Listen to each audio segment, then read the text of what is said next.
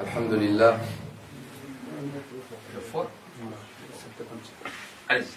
الحمد لله الذي نزل الفرقان على عبده ليكون للعالمين نذيرا الذي لم يتخذ ولدا ولم يكن له شريك في الملك وما كان معه من إله الذي لا إله إلا هو فلا خالق غيره ولا رب سواه وأشهد أن لا إله إلا الله وحده لا شريك له وأشهد أن نبينا محمدا عبده ورسوله اللهم صل وسلم وزد وبارك عليه وعلى آله وأصحابه وأحبابه وأتباعه وعلى كل من صار على دربه واستنى بسنته واقتفى أثره إلى يوم الدين. Toutes les louanges appartiennent à Allah, celui en dehors duquel il n'existe ni créateur ni seigneur, celui qui ne s'est jamais attribué d'enfant et avec lequel il n'existe aucun associé dans sa royauté.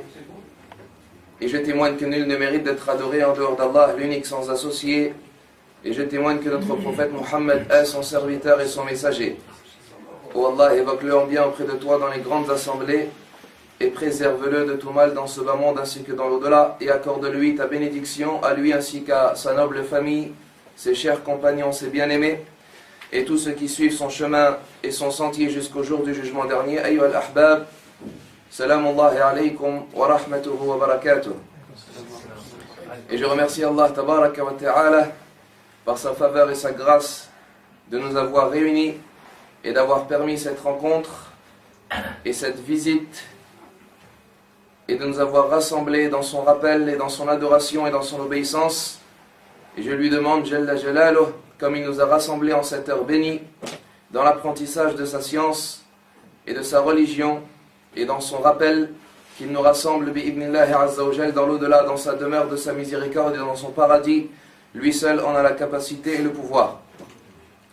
Ayyuha al-ahbab, après avoir remercié également les responsables de cette mosquée pour m'avoir invité et avoir été assidu quant à la rencontre et quant au conseil et quant à l'apprentissage de la religion et quant à la vie de la maison d'Allah tabaraka wa ta'ala, je rentre bi'ibnillahi azza wa jal dans le sujet de cette conférence, un sujet que j'ai particulièrement choisi personnellement et ce n'est pas forcément mon habitude, mais un sujet que j'ai voulu traiter aujourd'hui bi'ibnillahi azza wa jal dans une époque où malheureusement beaucoup de musulmans sont tombés dans cette erreur et ce fléau et ce péché et ce défaut dans leur croyance vis-à-vis d'Allah tabaraka wa ta'ala. Beaucoup de musulmans, ayyuhal ikhwatul kiram, de nos jours pensent mal d'Allah. Beaucoup de gens pensent mal d'Allah tabaraka wa ta'ala. Beaucoup de gens malheureusement de nos jours ont de mauvaises pensées sur leur Seigneur Jalla wa ala, volontairement ou involontairement, sans qu'ils s'en rendent compte. Ils ont de mauvaises pensées vis-à-vis d'Allah Jalla Jalaluh. Et ceci est terrible, et wallah, dans la croyance du musulman, de mal penser sur son Seigneur, d'avoir des doutes sur Allah Jalla wa ala, d'avoir des mauvaises pensées sur le Créateur, le juste, le souverain et le Seigneur des cieux et des terres, Jalla Jalaluh.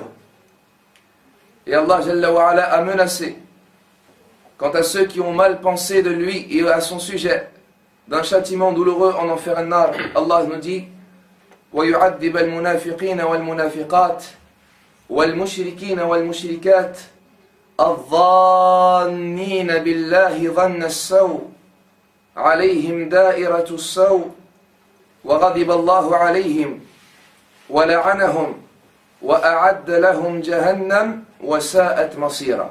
Allah nous dit, et il châtiera les hypocrites, hommes comme femmes, et les associateurs et les associatrices, ceux qui ont mal pensé sur Allah. Ceux qui ont pensé d'une mauvaise façon sur Allah, ils auront certes la colère d'Allah sur eux, et la malédiction d'Allah sur eux, et Allah leur aura réservé l'enfer, et quelle mauvaise destination.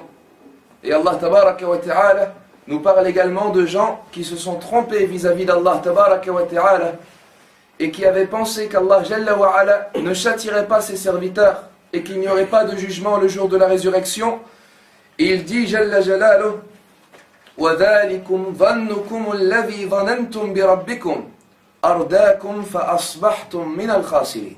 Et telle est votre pensée que vous avez eue au sujet de votre Seigneur, elle vous a fait alors égarer et vous êtes devenus parmi les perdants. La question se pose, ayyuhal ikhwatul kiram, quelle pensée devons-nous avoir sur notre Seigneur?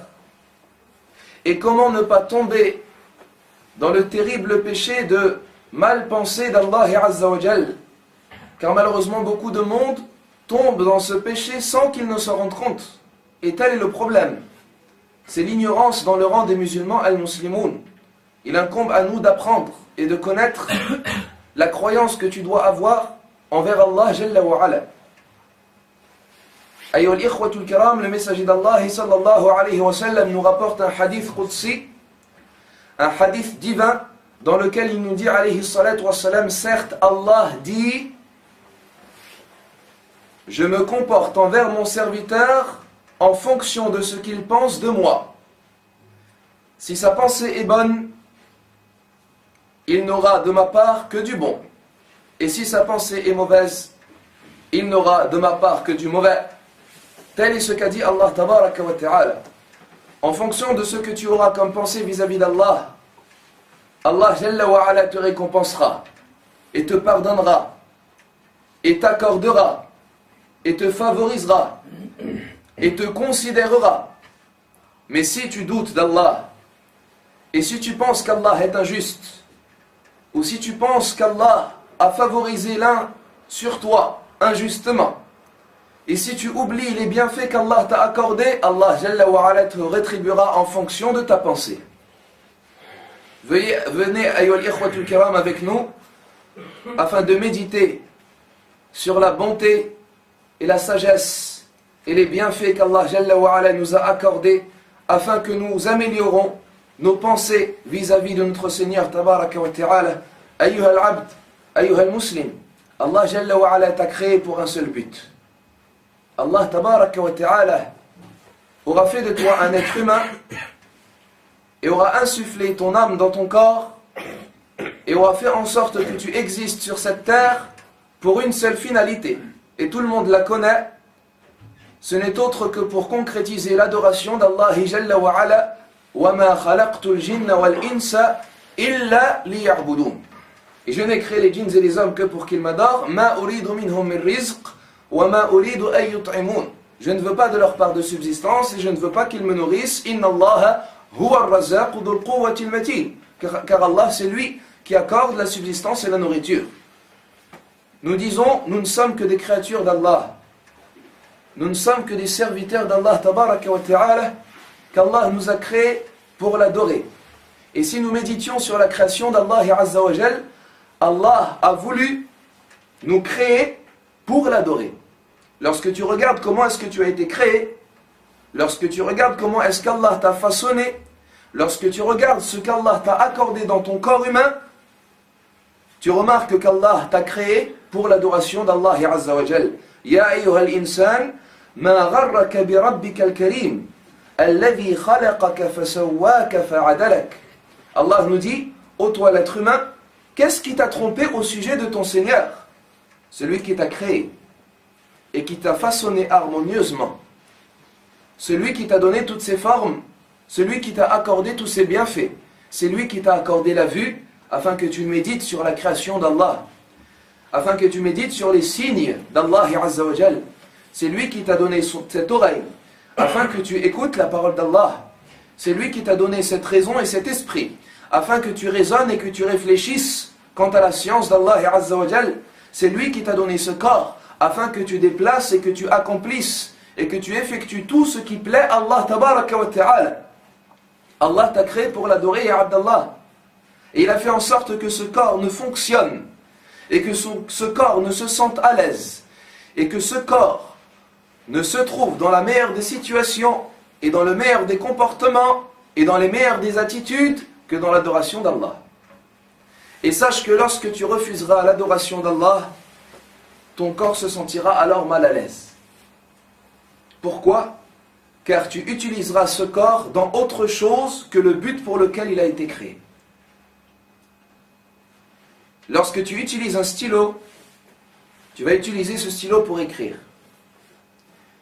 Si tu prends ce stylo pour t'amuser à le lancer, ou pour essayer d'appeler un de tes amis avec ce stylo, tu n'y arriveras pas. Pourquoi? Car le stylo a été créé pour écrire. De même, un téléphone portable, si tu l'utilises pour faire du sport ou pour faire du foot, si tu utilises le téléphone portable pour essayer d'écrire sur une feuille de papier, tu n'y arriveras pas. Pourquoi? Car le téléphone portable a été créé pour appeler. Et si tu l'utilises pour une autre chose que appeler, tu risques de l'abîmer. Ce téléphone va s'abîmer lorsque tu vas frapper dedans, lorsque tu vas t'amuser avec, lorsque tu vas le laisser sans l'utiliser, il va se décharger, il ne va pas être utilisé pour le but pour lequel il a été fabriqué. Et bien de même, tu as été créé pour adorer Allah. Tu ne te sentiras bien. Et tu n'utiliseras de la meilleure façon ton corps que pour adorer Allah. Donc Allah Azza wa Jalla a créé ce corps pour l'adoration à l'ibad. Et Allah, c'est lui qui t'a créé, ya Abdallah. C'est lui qui t'a façonné. C'est pour cela que c'est lui qui connaît tout sur toi. Allah nous dit Ala ya'lamu man khalaq wa huwa al-latiful khabir. Ne connaît-il pas ce qu'il a créé? Alors que c'est lui le compatissant et le parfaitement connaisseur. C'est lui qui t'a créé, ya Abdallah. Il connaît tes défauts et tes qualités. Il connaît tes points forts, mais il connaît tes points faibles. Il connaît tes envies et il connaît tes dégoûts. Il connaît ce que tu aimerais faire et ce que tu n'aimerais pas faire. Il connaît tes sentiments et tes passions et tes plaisirs. Il connaît l'être humain, al-insan. Allah Azza wa Jalla le connaît parfaitement et c'est lui seul qui le connaît de la meilleure des façons. Il connaît le bon pour l'être humain comme le mauvais. Il connaît ce qui lui est profitable et ce qui lui est nuisible. Il connaît ce qui lui est utile et ce qui lui est inutile. Il connaît la solution à ses problèmes et l'issue à ses impasses et la réponse à ses questions. Jalla wa ala. Il te connaît parfaitement. Et il a fait tout cela et t'a accordé tous ses bienfaits pour que tu adores Allah. Pour que tu concrétises l'adoration d'Allah Jalla wa ala. Et c'est pour cela, ayyuhal ahbab, que lorsqu'Allah Jalla wa ala nous a ordonné une chose ou nous a interdit un acte, sachez que c'est pour notre bien. Lorsque tu entends qu'une chose est haram, sache que lorsque tu la délaisseras, tu te sentiras à l'aise. Tu seras dans le meilleur des états. Pourquoi? Car tu auras suivi le mode d'emploi d'Allah. C'est comme si Allah t'avait donné une leçon de conduite afin que tu te serves de ce corps et de cette âme de la meilleure des façons, puisque c'est lui le créateur. Donc lorsque tu auras utilisé ce corps comme te l'a dicté Allah Jalla wa ala, tu vivras alors la meilleure des vies. Et tu te sentiras alors à l'aise. Donc lorsqu'Allah t'a rendu une chose obligatoire, sache que ton bienfait et ton état, le meilleur des états, et la meilleure de tes situations, et l'aise, et le meilleur de ces états n'est autre que dans cette obligation. Le remède à ta maladie, l'issue à tes impasses n'est autre que dans cette obligation. Un exemple, la prière del Fajr. La prière del Fajr à l'heure et à la mosquée. C'est une obligation qu'Allah Jalla wa ala a rendue obligatoire pour tous les musulmans al-muslimoun et à la mosquée pour les hommes al-rijal. Certains vont dire, alors que l'on se rapproche de la saison de l'été, oui mais moi je dois être en forme pour aller travailler à 8h du matin. Je ne peux pas couper ma nuit, au bon milieu de ma nuit, me réveiller et aller sortir à la mosquée pour prier la prière del Fajr. Car cela va me rendre fatigué toute ma journée. Nous disons, si Allah Jalla wa ala te l'a rendu obligatoire, alors qu'Allah Jalla wa ala c'est lui le plus savant, quant au fait que les gens allaient travailler de telle heure à telle heure, et allaient faire de leur journée une journée de travail, mais Allah Tabaraka wa Ta'ala malgré cela a rendu obligatoire la prière d'Al-Fajr à une heure très tôt, durant la période de l'été, et à la mosquée, Allah Jalla wa Ala sait ce qu'il est mieux pour toi. Donc à toi de ne pas te dire, je vais être fatigué. Là, au contraire, c'est lorsque tu te réveilleras pour le Fajr, que tu seras en forme pour ta journée. C'est lorsque tu effectueras l'obligation, que tu réussiras dans cette journée. Alors que toi, peut-être que tu penses le contraire. Naam. C'est comme cela qu'il faut raisonner. Allah Jalla wa Ala nous a rendu des choses obligatoires pour notre bien. Et nous a interdit des actes pour notre bien. Le péché de la fornication, az-zina, la consommation de l'alcool, le fait de fumer la cigarette, les jeux de hasard, l'usure al-riba, toutes ces choses-là qui sont interdites et que les musulmans ont du mal à s'en détacher, toutes ces choses-là, même les non-musulmans ont prouvé et ont constaté qu'elles étaient mauvaises pour l'être humain. La consommation de l'alcool n'est-elle pas la première cause des accidents de voiture? La fornication az-zina n'est-elle pas la première cause des avortements et de la maladie du sida? L'usure al-riba n'est-elle pas la première cause des crises financières des entreprises et des sociétés? Allah Jalla wa Ala nous avait prévenus, ayyuha ikhwan. Allah nous les a édictés dans le livre d'Allah Azza wa Jal, dans son livre sacré. Et il sait, Jalla wa Ala, car c'est lui le savant al-alim, c'est lui le sage al-hakim, c'est lui qui connaît son monde, c'est lui qui organise son monde. Donc lorsqu'il t'interdit une chose, ya Abdallah, sache que c'est pour ton bien. Sache qu'Allah veut ton bien. Sache qu'Allah tabaraka wa ta'ala veut t'ordonner les bonnes choses et te permettre les bonnes choses et t'interdire les mauvaises. Allah Jalla wa Ala nous dit الذين يتبعون الرسول النبي الأمي الذي يجدونه في التوراة والإنجيل. Allah nous dit, ce sont ceux, en parlant des gens bienfaisants, en parlant des vertueux et des prédécesseurs, ce sont ceux qui suivront le messager, prophète et analphabète. Ceux qu'ils ont trouvés annoncés dans la Torah et dans l'Évangile. يَأْمُرُهُمْ بِالْمَعْرُوفِ وَيَنْهَاهُمْ عَنِ الْمُنْكَرِ. Il leur ordonne le convenable. Ici on parle du prophète alayhi salatu wassalam. Il leur ordonne le convenable. Et il leur interdit le blâmable. وَيُحِلُّ لَهُمُ الطَّيِّبَاتِ وَيُحَرِّمُ عَلَيْهِمُ الْخَبَائِثِ. Et il leur autorise les bonnes choses. Et il leur interdit les mauvaises. Voilà pour la raison pour laquelle le prophète alayhi salatu wassalam est venu. Et voilà la raison pour laquelle Allah Jalla wa Ala nous a imposé la religion de l'islam. C'est pour nous écarter des mauvaises choses et pour effectuer les bonnes choses. Tel est le musulman al-muslim. Il utilise ce corps qu'Allah lui a confié et cette âme qu'Allah lui a confiée dans les bonnes choses, dans les meilleurs des comportements. Mais il ne peut connaître un comportement et il ne peut constater ou bien décider d'un comportement qu'il est bon que lorsqu'il aura eu l'affirmation d'Allah Azza wa Jal. Il ne peut être d'accord sur le fait qu'un comportement est mauvais que lorsqu'Allah Jalla wa Ala lui aura dit qu'il est mauvais, car c'est lui le créateur et le khaliq. Et certaines personnes pensent, et certaines personnes vont juger, et vont dire que cette chose est bonne, que cette chose on peut l'effectuer, que cette chose on peut la permettre, mais ils jugent qu'avec la raison de l'être humain, al-insan. Comment est-ce qu'une créature peut connaître le bon état d'elle-même, en dehors du créateur al-khaliq? Comment est-ce qu'une créature peut remettre en cause son créateur?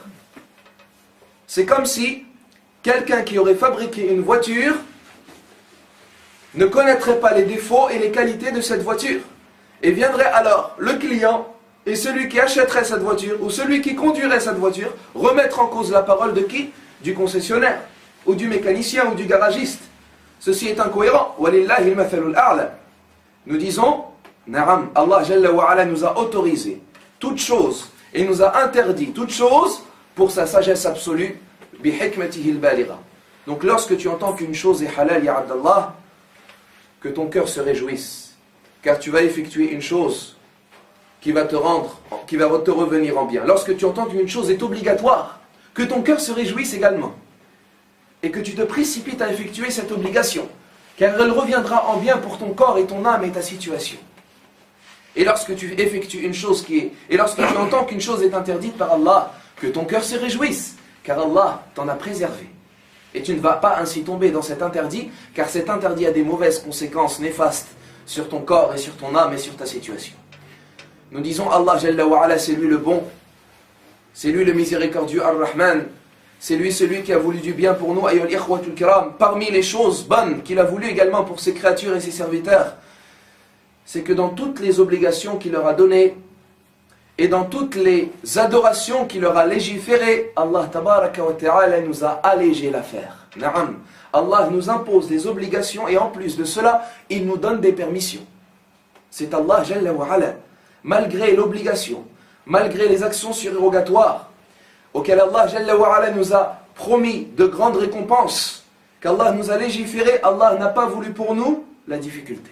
Et Wallah, ce sont des prières qu'il nous a imposées, de l'aumône obligatoire, de partir au Hajj, de jeûner le mois de Ramadan. Beaucoup de non-musulmans s'étonnent des musulmans al-muslimin. Beaucoup de non-musulmans s'étonnent de la capacité avec laquelle les musulmans arrivent à pratiquer, à adorer, à se priver de choses que eux, ils ne peuvent se permettre de se priver pour Allah tabaraka wa ta'ala. Pourquoi cela, ya l'ikhwa? Allah Jalla wa Ala nous dit Yuridu Allahu bikum al-yusr wa la yuridu bikum al-usr. Allah veut pour vous la facilité, mais il ne veut pas pour vous la difficulté.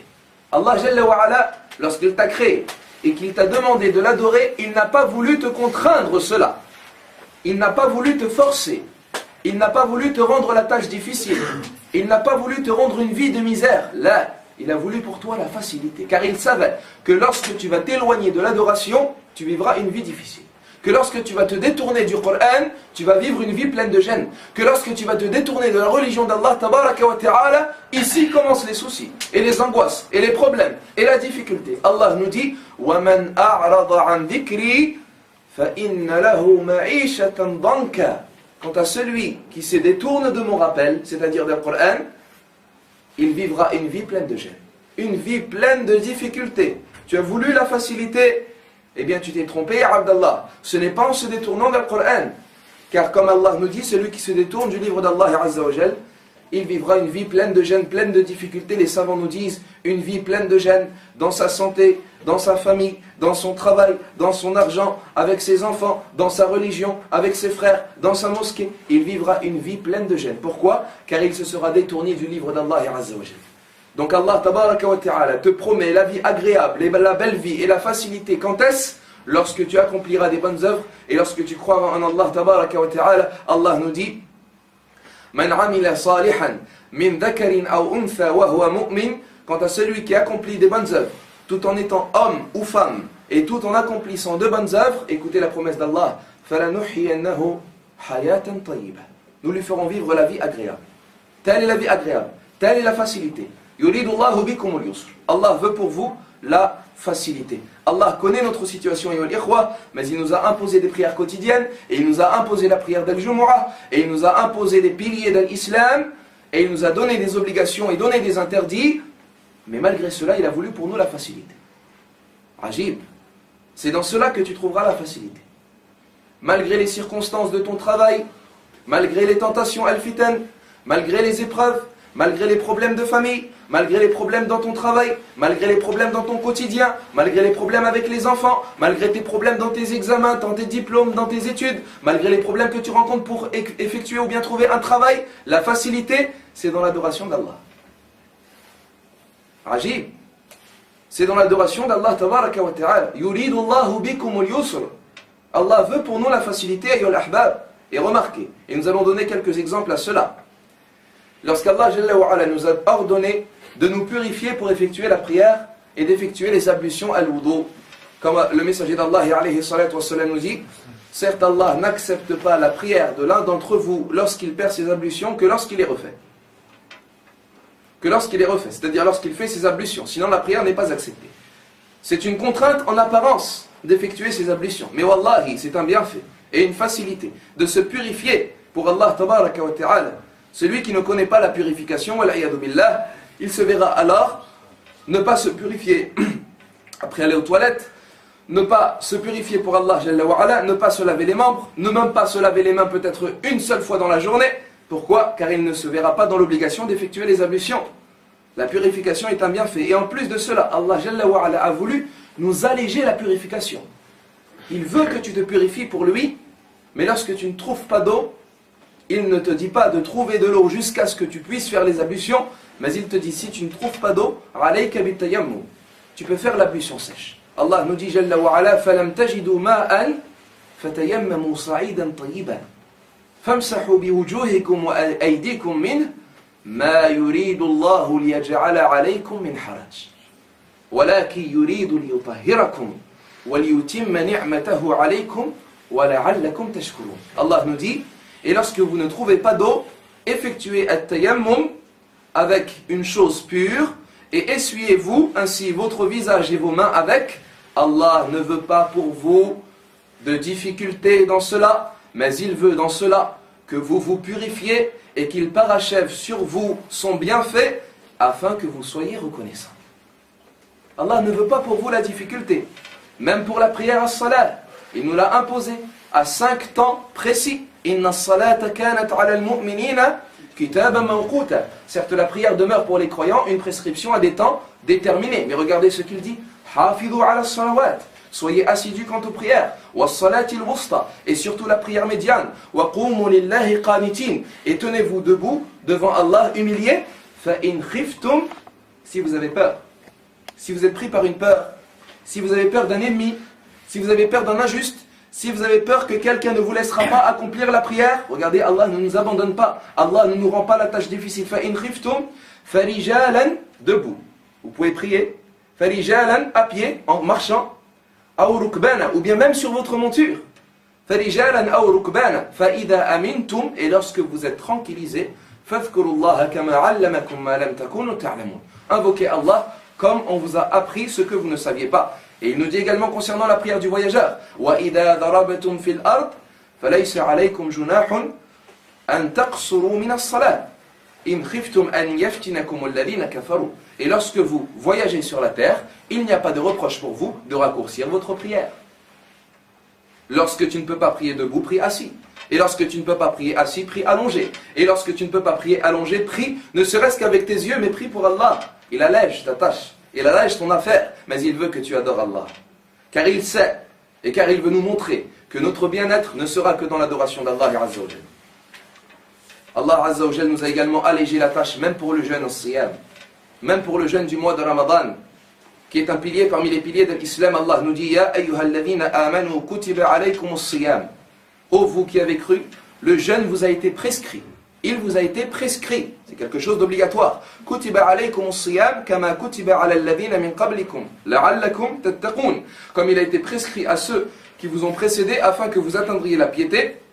Ayyaman ma'dudat. Et ce ne sont que des jours déterminés. Faman kana minkum maridan aw ala safarin fa'iddatun min ayyamin ukhar. Quant à celui qui est malade ou bien qui est en voyage, il le rattrapera lors de jours prochains.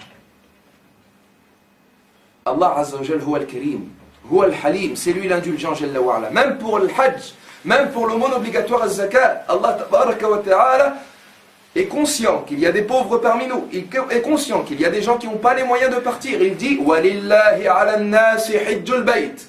Et envers Allah, les gens ont un devoir d'effectuer le pèlerinage à la maison sacrée. إِنِ اسْتَطَاعَ إِلَيْهِ سَبِيلًا. Pour celui qui en a les moyens. Et un jour le messager d'Allah alayhi salatu wassalam a dit, certes le hajj, il a dit à ses compagnons, certes le pèlerinage et le hajj est obligatoire pour vous. Et alors un des compagnons lui a dit, est-ce une seule fois dans la vie, ya Rasulallah? Il dit alayhi salatu wassalam, il se tue, sallallahu alayhi wa sallam. Ou bien le compagnon lui dit, ya Rasulallah, est-ce une fois chaque année? C'est-à-dire, est-ce que le hajj est obligatoire pour nous une fois chaque année?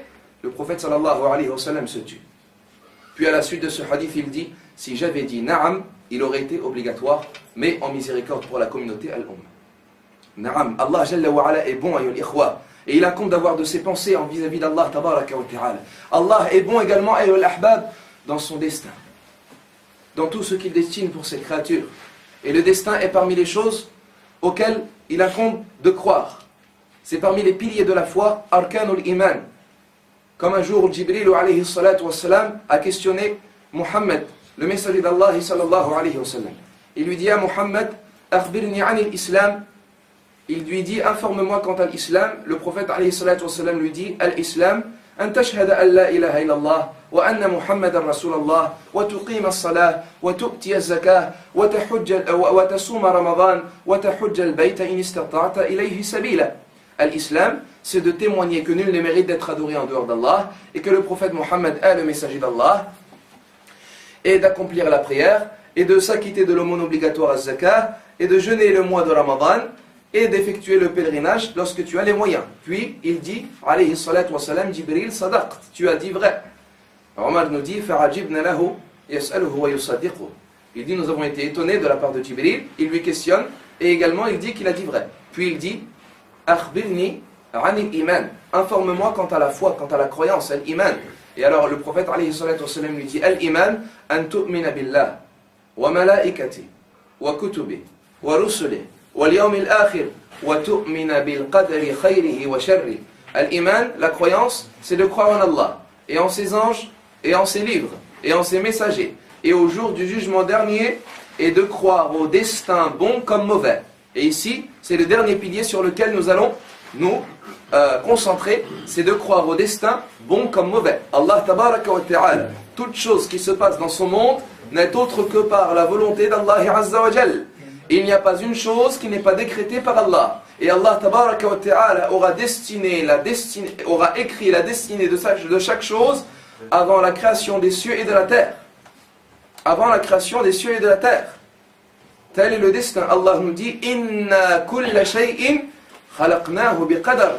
Toute chose, nous l'avons créée par sa propre mesure, c'est-à-dire nous l'avons destinée. La question se pose, une question se pose à ce moment-là, mais alors pourquoi les maladies? Et pourquoi les guerres?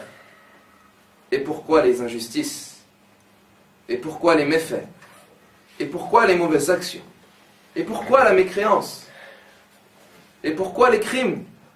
Et pourquoi le vol? Et pourquoi la pauvreté? Beaucoup de non-musulmans se posent ces questions. Si vous dites que votre Dieu est bon, pourquoi tout cela? Autrement dit, ils critiquent et ils accusent Allah d'être injuste. Et ceci est une mauvaise compréhension du destin d'Allah tabaraka wa ta'ala.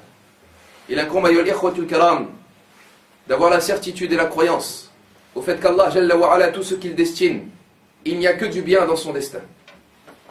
Il n'y a que du bien dans son destin, même si ce destin en apparence est mauvais. Il n'y a que du bien dans son destin, même si ce destin en apparence est mauvais.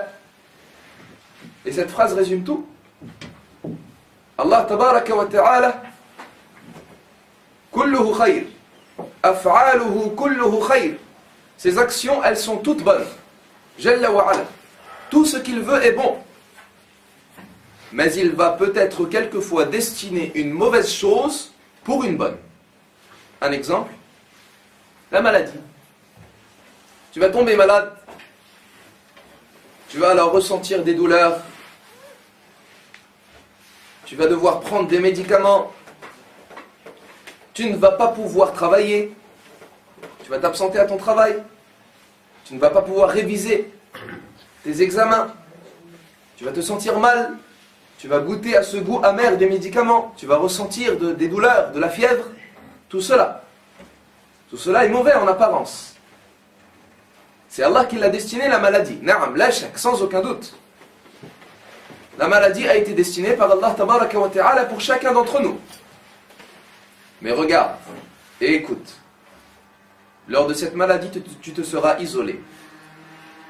Tu te retrouves seul. Tu te remémores alors et tu te souviens de la mort. Et tu te sens faible. Tu te rappelles alors que tu n'es qu'une créature faible. Que lors du moindre obstacle et le moindre microbe, tu tombes malade alors et tu deviens faible. Tu n'es même plus capable de rester debout. Tu n'es même plus capable d'être actif comme tu l'étais. Tu te rappelles alors de la puissance d'Allah Azza wa Jal. Tu te rappelles également du bienfait de la santé qu'Allah t'avait accordé lorsque tu étais en bonne santé. Tes du'as lorsque tu es malade sont exaucés par Allah Azza wa Jal. Comme l'a dit le prophète alayhi salatu wa salam. Tout cela, c'est le bon qu'Allah a voulu dans ce destin. Allah Jalla wa Ala te pardonne les péchés lorsque tu tombes malade. Rend tes du'as exaucés. Fais que tu reviennes vers lui. Fais que tu implores son pardon. Fais que tu te repentis à Allah Jalla wa Ala. Fais que lorsque tu reviendras en bonne santé, tu voudras alors, et tu auras plus d'énergie et plus de volonté pour revenir à la mosquée, pour prier à l'heure, pour te réveiller pour Al-Fajr. Pourquoi cela? Car tu as senti que lorsque tu étais malade, tu étais faible. Tu as senti alors ce bienfait que tu as perdu. Le prophète alayhi salatu wa salam nous dit deux bienfaits, le serviteur les oublie, le fils de Adam les oublie, la santé et le temps libre. Lorsque tu es en bonne santé, tu oublies que tu es en bonne santé. Il est rare de trouver des gens, lorsqu'ils sont en bonne santé, dire Alhamdulillah, je suis en bonne santé. Là, mais lorsqu'ils tombent malades, ils disent Alhamdulillah, j'étais en bonne santé. Ils se rappellent de la santé dans laquelle ils étaient. Et ils aimeraient bien revenir à cela. Pourquoi? Parce que le bienfait, tu le ressens que lorsque tu le perds. Donc nous disons, Allah Jalla wa Ala t'aura destiné la maladie pour cela, pour te pardonner les péchés, pour que tu te rappelles de lui, pour que tu reviennes vers lui, pour que tu ressentes que tu es une créature faible. Non pas pour te faire souffrir, mais le destin en apparence est mauvais. Mais en arrière-plan, il n'est que bon de la part d'Allah Azza wa Jal. Un autre exemple, la mécréance. Pourquoi est-ce qu'Allah Jalla wa Ala a voulu que les gens soient certains mécréants? Pourquoi est-ce qu'il n'a pas voulu que tout le monde croie en Allah Azza wa Jal? Certains disent, car les gens ont le libre choix. فَمَنْ شَاءَ فَلْيُؤْمِنْ وَمَنْ شَاءَ فَلْيَكْفُرْ. Celui qui veut, il croit. Celui qui veut, il me croit. Tel est le libre arbitre des serviteurs. Al-ibad, Allah tabaraka wa ta'ala leur a laissé le libre choix. Mais nous disons en plus de cela, que c'est quelquefois dans la mécréance d'un homme qu'augmente ta foi. Que c'est lorsque tu vois l'égarement d'un serviteur et la stupidité du non-musulman que tu vas te raffermir dans l'islam. Il y a quelquefois des péchés qui sont commis par les non-musulmans qui te rassurent alors et tu dis alors Alhamdulillah, Allah a fait que je sois musulman et m'en a préservé. Il y a un bien alors dans la mécréance. Donc Allah tabaraka wa ta'ala n'a pas voulu que du mal, mais dans tout ce qu'il veut, c'est du bien. Donc à toi de ne pas accuser Allah d'injuste. À toi de ne pas dire Allah il a voulu que celui-là il est mécréant. Pourquoi cela? Pourquoi il l'a choisi comme mécréant? Il n'a pas le droit. Là, le messager d'Allah alayhi salatu wa salam nous dit, certes Allah a dit, j'ai certes interdit pour moi-même l'injustice. Et je l'ai interdit pour vous, alors ne soyez pas injustes les uns envers les autres. Allah s'est interdit d'être injuste. Il n'est pas injuste, Jalla wa Ala. Il n'est pas injuste, ayyuhal ahbab. Il incombe à nous de ne pas penser sur Allah de ses mauvaises pensées. Mais Allah, dans tout ce qu'il veut, il y a une sagesse. La connaît celui qui la connaît et l'ignore celui qui l'ignore.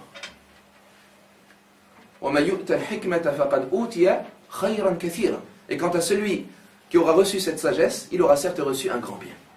De savoir et de reconnaître dans quel bien se trouve ce destin et pourquoi est-ce qu'Allah a voulu cela et cela. Et il y a beaucoup d'exemples à cela, nous n'allons pas nous attarder sur cela, du fait du manque de temps. Allah tabaraka wa ta'ala, ayyuhal ahbab, parmi également ses bienfaits, ses bontés, c'est lui le miséricordieux Ar-Rahman.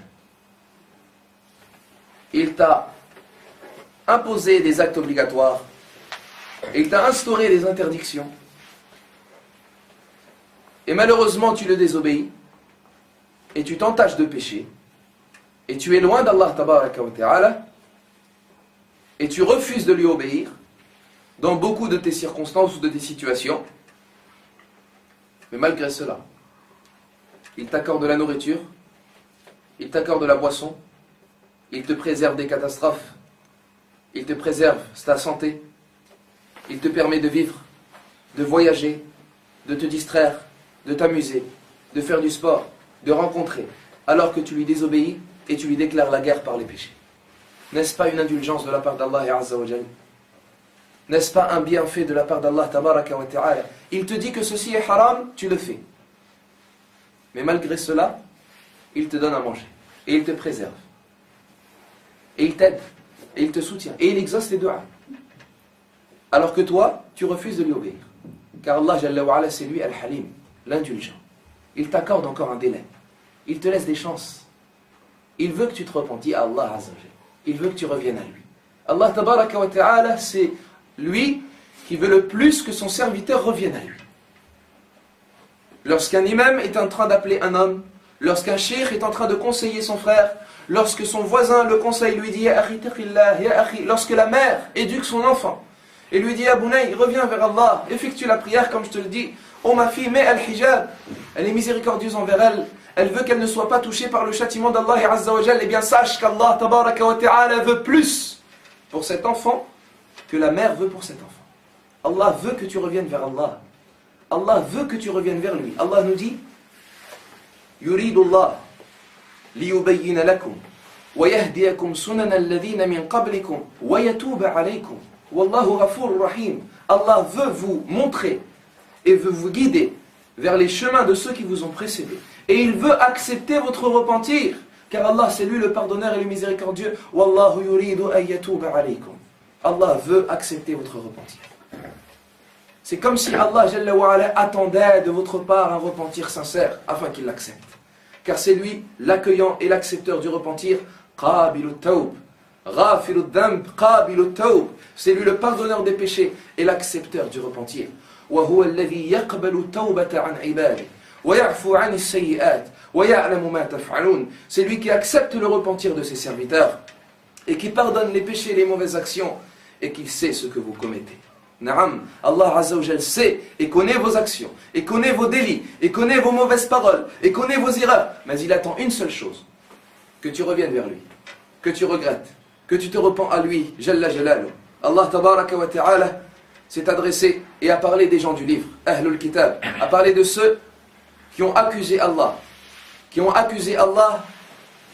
ils l'ont insulté car ils ont dit qu'il s'était attribué un enfant, wal-'iyadu billah. On parlait de ceux qui ont tué les prophètes al-anbiya. On parlait de ceux qui ont dit qu'Allah avait des mains fermées. Yadullahi maghlula. On parlait de ceux qui ont déclaré la guerre à Allah. On parlait de ceux qui ont critiqué Allah. On parlait de ceux qui ont dit qu'Allah avait un enfant. Allah Jalla wa Ala a parlé d'eux. Il a parlé d'eux en s'adressant à Isa ibn Maryam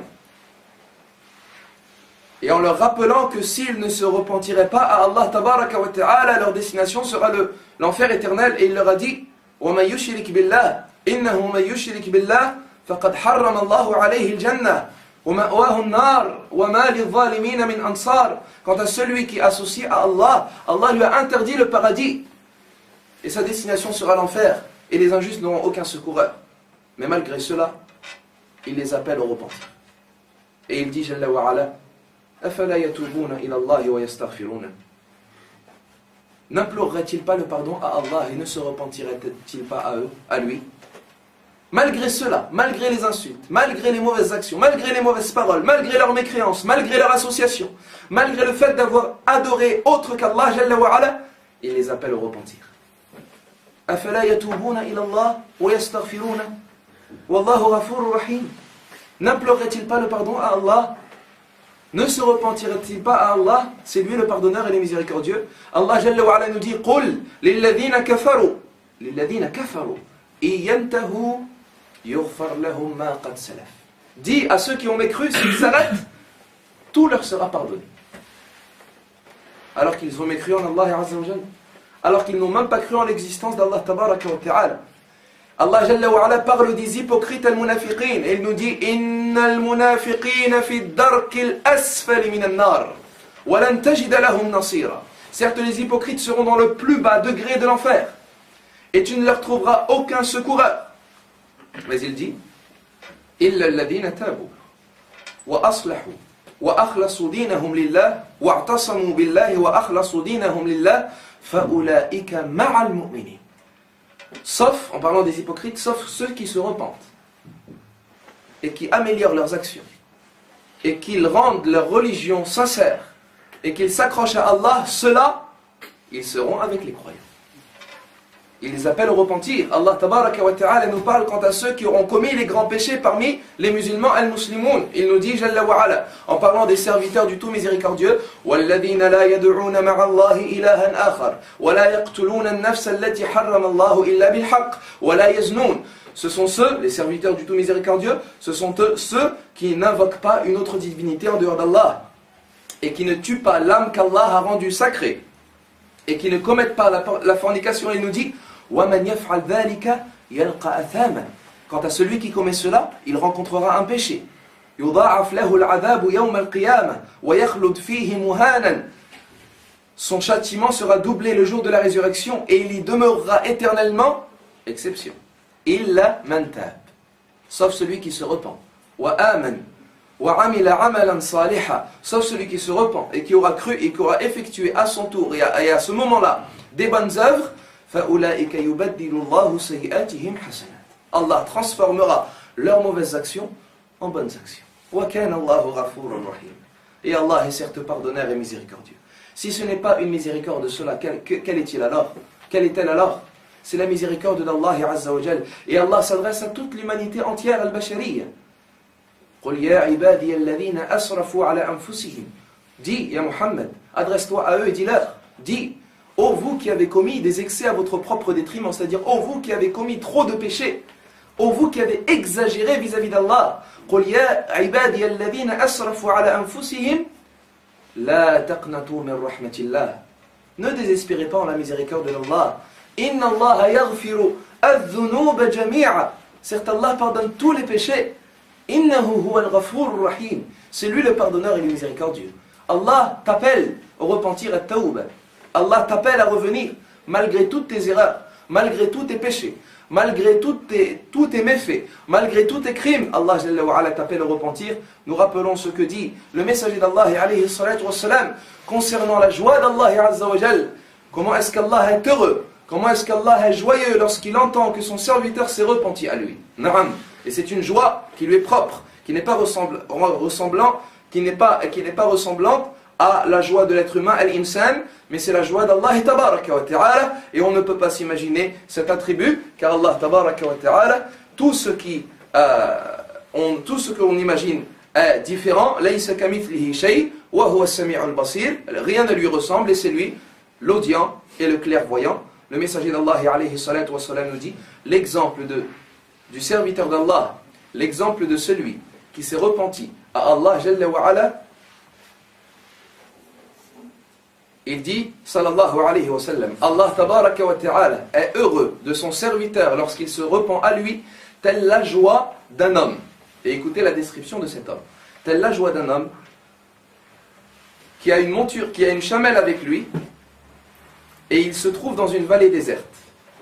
Et sur cette chamelle ou sur cette monture se trouvent alors toutes ces provisions qui garantiront sa survie, sa nourriture et sa boisson. Et il se trouve dans un désert. Voilà qu'il se trouve dans ce désert. Et il veut se reposer alors et il s'adosse sur le tronc d'un arbre. Et il s'assoupit alors. Et voilà qu'à un certain moment, sa main lâche les rênes de cette chamelle part alors et il perd sa chamelle. Il s'assit alors, désespéré, pensant ne pouvant plus pouvoir survivre, car il aura alors perdu toutes les causes de sa survie, ses provisions, sa nourriture et sa boisson. Il aura perdu tout ce qui lui permettrait de vivre. Et il se trouve dans un désert, personne à qui aller voir, aucune boisson, aucune eau, aucune source de subsistance, aucune cause de survie. Il est alors désespéré. Il pense alors qu'il va mourir.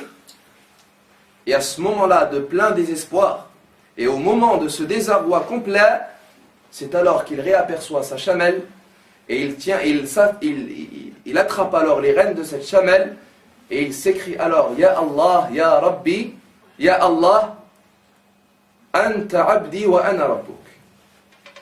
Il dit, Oh Allah, je suis ton Seigneur et tu es mon serviteur. Il se trompe tellement il est heureux.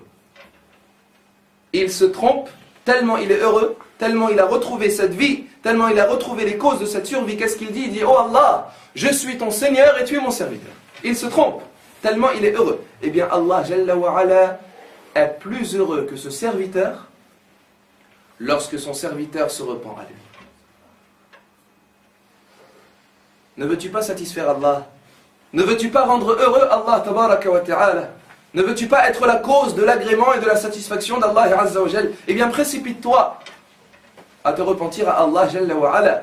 Allah nous dit وَسَارِعُوا إِلَى مَغْفِرَةٍ مِّن رَبِّكُمْ وَجَنَّةٍ عَرْضُهَا السَّمَاوَاتِ وَالْأَرْضِ وَجَنَّاتٍ عَرْضُهَا السَّمَاوَاتِ وَالْأَرْضِ أُعِدَّتْ لِلْمُتَّقِينَ. Et précipitez-vous vers le pardon de votre Seigneur et des jardins qui sont plus vastes que les cieux et la terre, destinés aux pieux. Et Allah nous dit également وَسَابِقُوا إِلَى مَغْفِرَةٍ مِّن رَبِّكُمْ وَجَنَّةٍ عَرْضُهَا السَّمَاوَاتِ وَالْأَرْضِ أُعِدَّتْ لِلَّذِينَ آمَنُوا. Et précipitez-vous ou bien accourez vers un pardon de votre Seigneur et à un jardin aussi vaste que les cieux et la terre destiné aux gens qui ont cru. À nous de se précipiter à demander pardon à Allah tabaraka wa ta'ala. Ayyuhal ikhwatul kiram, Allah jalla wa ala, comme nous l'avions dit, est plus miséricordieux envers son serviteur que ne l'est la mère envers son enfant. Vous voyez, la mère envers son enfant,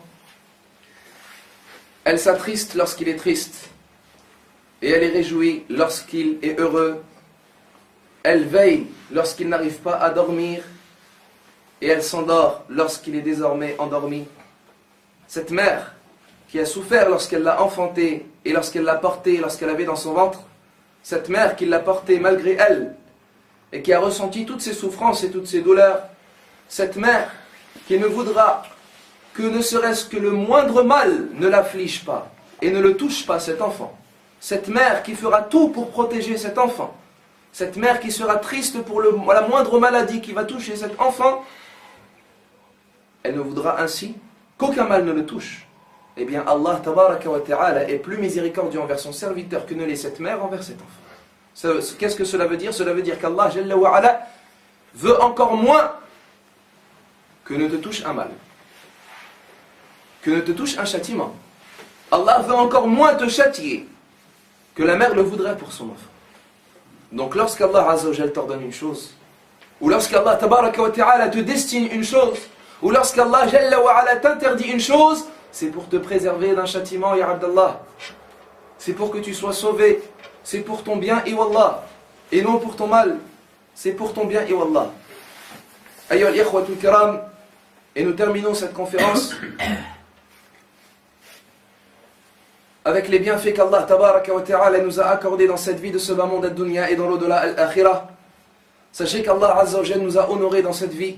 Il nous a accordé un corps et une âme et une santé et une famille, et une subsistance, une nourriture et une boisson, une intelligence et une raison.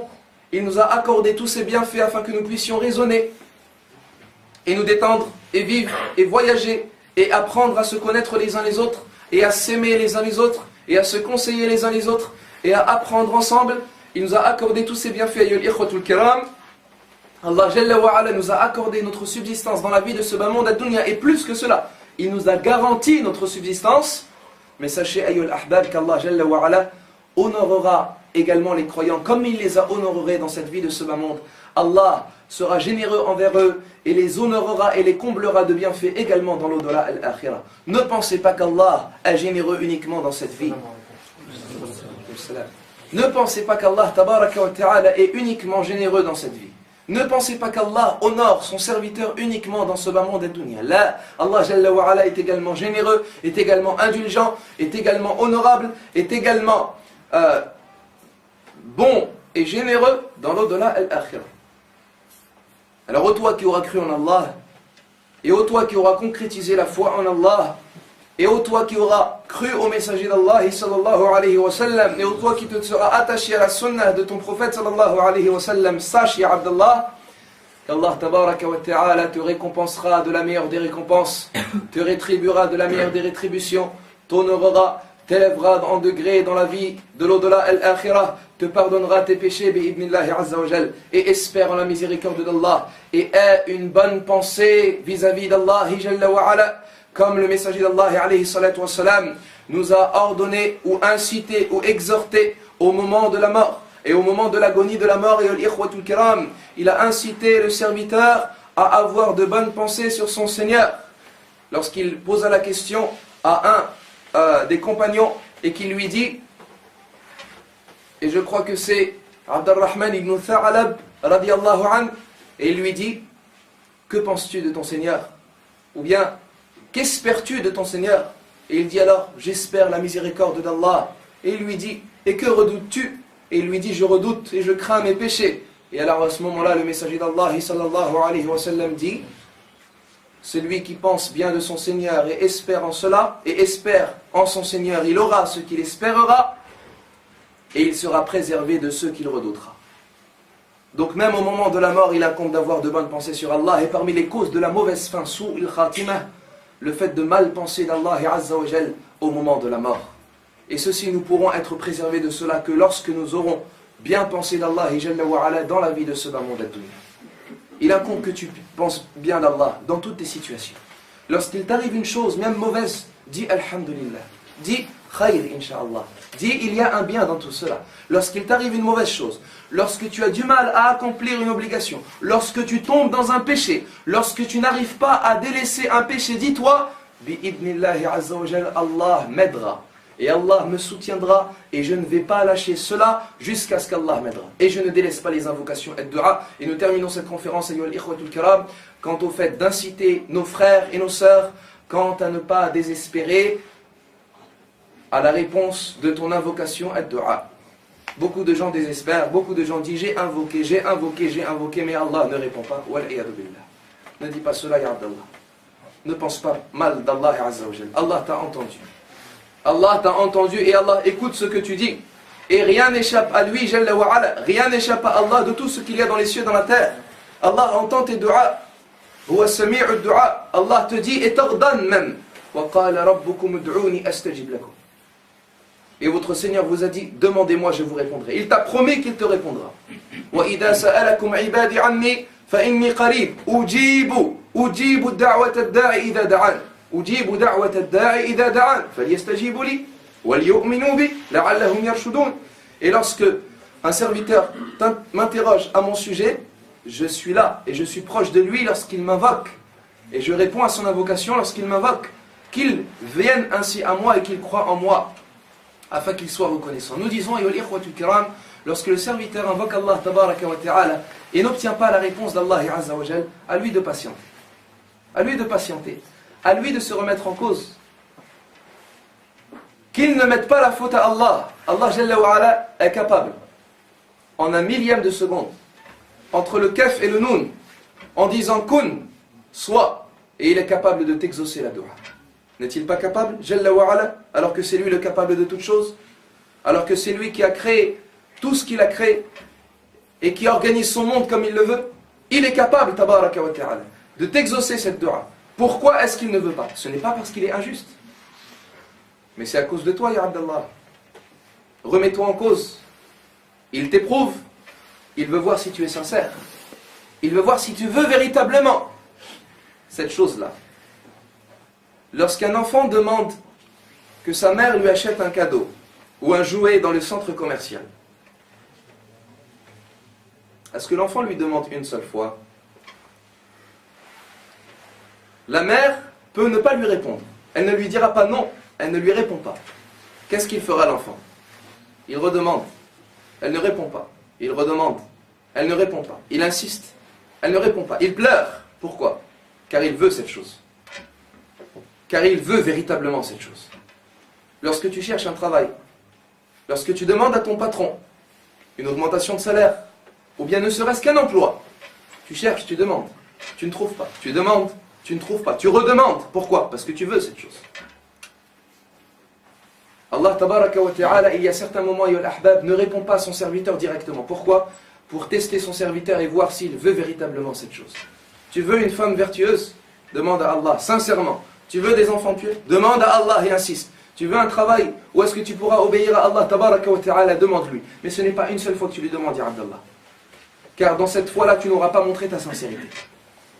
Le messager d'Allah alayhi salatu wa salam nous dit: Ud'u Allah wa antum mutayaqqinina bil ijaba. Demandez à Allah en étant sûr qu'Allah va vous répondre.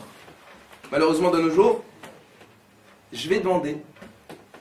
Peut-être qu'Allah va donner. Ya akhi, sois sûr qu'Allah Azza wa Jal est capable et il te répondra. Et lorsqu'il verra ce sentiment dans ton cœur, il te fera des miracles que lorsque tu les verras, tu diras Allahu Akbar. Lorsque tu es sûr qu'Allah Azza wa Jal est capable et te répondra, Allah tabaraka wa ta'ala t'exaucera. Il éprouve ta sincérité. Moussa alayhi salatu wa salam, lorsqu'il s'est retrouvé devant la mer Rouge et que Pharaon était derrière lui, alors qu'il n'avait pas d'armes avec ses compagnons pour se défendre, qu'est-ce qu'il a dit? Les compagnons, qu'est-ce qu'ils lui ont dit? Banu Israël, Ya Moussa, inna la mudrakoun, nous sommes rejoints, khalas, la mer est devant nous, l'ennemi derrière nous, on n'a plus rien à faire. Moussa alayhi salatu wa salam, il a dit: ah oui, c'est vrai, non, Kalla inna ma'iya rabbi sayahdi. Non, mon Seigneur est avec moi, il me guidera. Et à ce moment-là, Allah Azza wa Jalla, lorsqu'il a vu la certitude de Moussa, il lui a dit quoi? Chose facile. Les causes, elles ne sont pas difficiles. Idrib bi'asak. Frappe avec ton bâton. Et la mer s'est ouverte. Lorsque Ibrahim alayhi salatu wa salam a été jeté dans le feu par son peuple, il a été jeté dans le feu, ayyuhal ikhwa. Est-ce qu'il a désespéré? Non. Quand est-ce qu'il a invoqué Allah?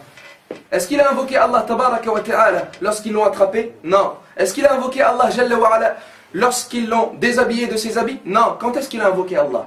Les savants ont dit dans les airs.